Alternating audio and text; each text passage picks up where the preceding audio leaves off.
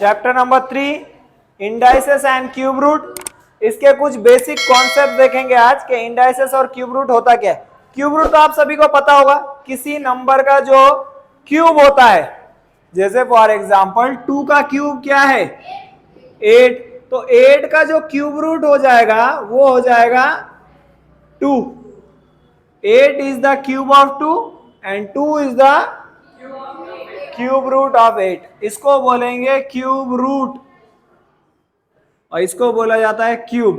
8 जो है 2 का क्यूब है और 2 जो है वो 8 का क्यूब रूट है। इंडाइसेस मतलब क्या? इंडाइसेस मतलब कौन से नंबर? ऐसे नंबर जो बेस और इंडेक्स के फॉर्म में दिया है। बेस और इंडेक्स मतलब क्या? देखो 5⁻², सपोज इसको हम ऐसे ही पढ़ सकते हैं 5²। तो ये जो नीचे नंबर आपको दिख रहा है इंटीजर के फॉर्म में, ये है अपना बेस, और जो ऊपर नंबर दिख रहा है इसे पावर भी बोला जाता है और इसका नाम है इंडेक्स। ये दोनों को मिला देंगे तो हो जाएगा इंडाइसेस। ऐसे नंबर जो इस फॉर्मेट में दिए जाते हैं जनरली a⁻m पढ़ा जाता है। इसे a यहाँ पर बेस है, m यहाँ पे इंडेक्स है। तो जो इस फॉर्म में दिए जाते हैं उसे उसको मिलाकर जो प्रॉपर्टीज बनती है उसे बोलेंगे इंडाइसेस। क्लियर है? अब ऐसा जो नंबर यहाँ बेस पर है उसे आप इंटीजर भी बोल सकते हो और इसको पावर भी, लेकिन जनरली ये बेस है और ये इंडेक्स है। क्लियर है? ठीक है, तो इसके आपको लॉज दिए गए, इसको बोलेंगे लॉज ऑफ इंडाइसेस। लिख कर ले लो, laws of indices. There are 8 laws of indices. Indices के कितने लॉज है? 8। नंबर 1, ठीक है, लॉज ऑफ इंडाइसेस। ये समझेंगे what is mean by laws of indices. यहाँ देखो एक मिनट के लिए ये एक्सप्लेन करता हूँ क्योंकि इसके ऊपर बेस कुछ क्वेश्चन है जो हमें सॉल्व करना है। लॉज ऑफ इंडाइसेस मतलब क्या? ऐसे नंबर जो बेस और इंडेक्स के फॉर्म में दिया है उसके कुछ properties. Number 1, a⁻m into a⁻n is always equals to a⁻m plus n। ये क्या है पहले समझो। इसका मतलब ये है कि दो नंबर ऐसे आ जाए जिनमें बेस अगर सेम हो और बीच में मल्टीप्लिकेशन हो तो ये पावर्स का एडिशन हो जाएगा। ऐसे नंबर जिनका बेस सेम हो, जैसे फॉर एग्जांपल 5⁻² इंटू 5⁻3, इनका बेस सेम है ना, हाँ, तो इनके पावर्स का क्या हो जाएगा? एडिशन हो जाएगा। तो क्या होगा? 5⁻5, या आप ऐसे भी लिख सकते हो 5⁻2 + 3 that is equal to 5⁻5। Clear है? कुछ प्रॉब्लम इसमें? हाँ, अगर लेकिन बेस सेम हो और बीच में साइन डिवीजन किया जाए, जैसे 5⁻4 डिवाइडेड बाय 5⁻3, तो बीच में साइन अगर डिवीजन किया तो पावर्स का क्या होगा? माइनस हो जाएगा। 4 - 3 कितना हो जाएगा? 1। 1 लिखा नहीं जाता है, 1 होता ही है। किसी का पावर नहीं दिया है तो वहां पावर क्या है? 1 है। क्लियर? हाँ, 1 चाहो तो लिख सकते हो, प्रॉब्लम कुछ नहीं है। नेक्स्ट हमारे पास क्या है? a⁻b⁻m। अगर ब्रैकेट आ जाए और एक ही पावर दिया है, दो बेस है लेकिन पावर ब्रैकेट के ऊपर एक ही है, तो हम उसको अलग अलग लिख सकते हो, और अलग अलग दिया है तो एक करके भी लिख सकते हैं। जैसे 2⁻4 इंटू 2 इंटू 3 तो इसको ऐसे लिखा जा सकता है 2⁻2 इंटू 3⁻2।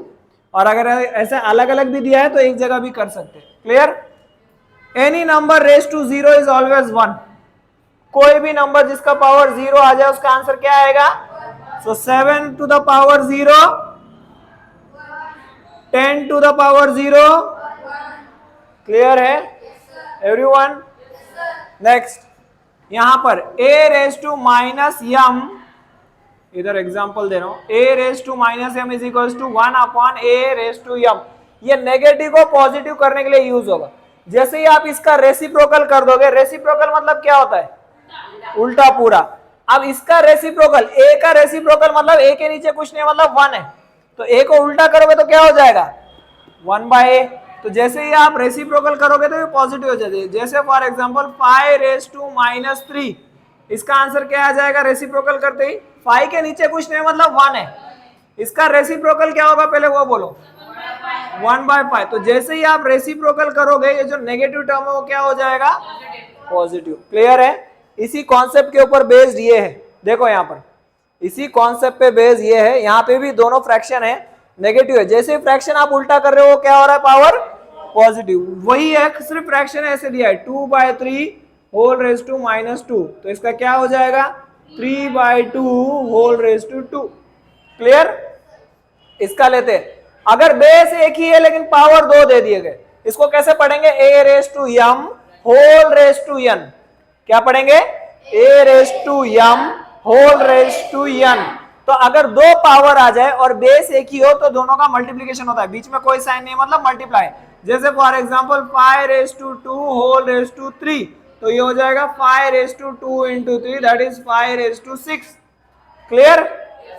इसका देखते हैं, अब अगर जैसे यहाँ मल्टीप्लाई में देखो, मल्टीप्लाई एक साथ था तो अलग अलग लिख सकते हैं, वैसे डिवीजन भी अगर एक साथ है तो उसको भी अलग अलग लिख सकते हैं, जैसे फॉर एग्जांपल की अगर बात करें तो 2/5 होल रेज टू 2, तो इसको कैसे लिखेंगे 2 रेज टू 2/, ऐसा लिखा जा सकता है। क्लियर है? So this are 8 laws of indices, ये हमारे 8 लॉज है जिसको लेके हमें कुछ एक्टिविटीज सॉल्व करनी है जो टेक्स्ट बुक में दिया है, ये लिख कर लो और फिर देखेंगे वो। अभी जो लॉज ऑफ इंडाइसेस हमने देखे हैं उसके ऊपर कुछ प्रैक्टिस क्वेश्चन बेस दिए आपको, वो जो लॉज ऑफ इंडाइसेस है उसको बेस बना के इसका प्रैक्टिस है, ये जो प्रैक्टिस क्वेश्चन है सॉल्व करेंगे। देखो यहाँ पे बेस सेम है, पावर अलग अलग है, बीच में इंटू है तो पावर्स का एडिशन होगा, 5 + 2 हो जाएगा हमारा।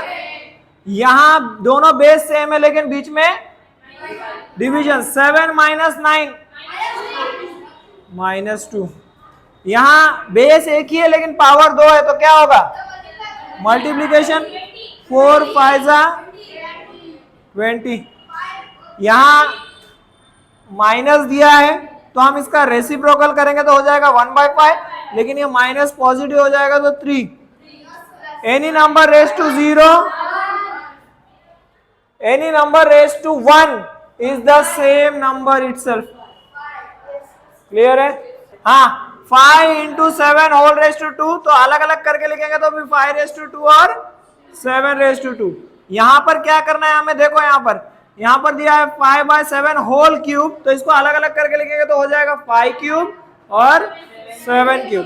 यहाँ नेगेटिव दिया है तो इसको पॉजिटिव करना है तो इसका रेसिप्रोकल लेना पड़ेगा 7/, तो ये है उस प्रैक्टिस क्वेश्चन के आंसर्स। ठीक है, विल स्टॉप हियर।